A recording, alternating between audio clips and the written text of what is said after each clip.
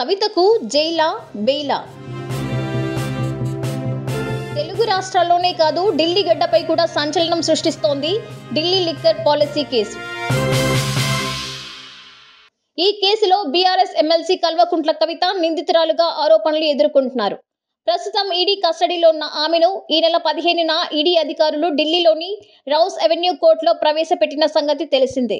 ఆ మరుసటి రోజు ఆమెను వారం రోజుల పాటు ఈడీ కస్టడీకి అప్పగిస్తూ కోర్టు ఉత్తర్వులు జారీ చేసింది. గత శనివారం మళ్లీ కోర్టులో ప్రవేశపెట్టిన ఈడీ అధికారులు కవిత కస్టడీని పొడిగించాలని కోరారు.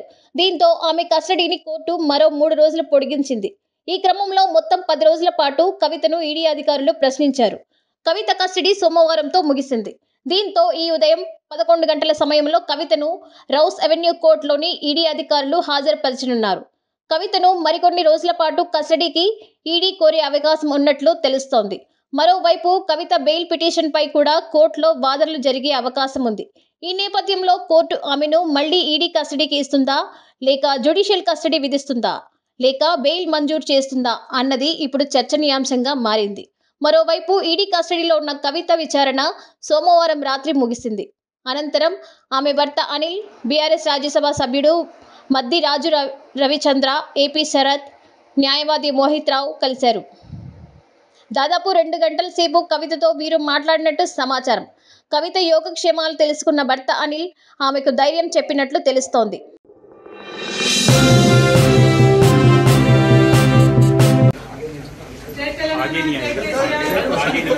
అడిగిన ముఖ్యంగా బయటకు వస్తాను. నేను టెంపరీగా జైల్లో పెట్టచ్చు, కానీ దెబ్బతీయలేరు.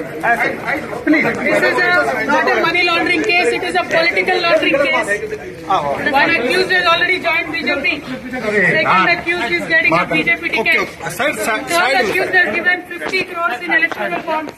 This is not a money laundering case, it is a political laundering case. It is a fabricated and false case. We will come out very clean. Jai Telangana. Jai Kavita. Jai Telangana. Jai Telangana. No.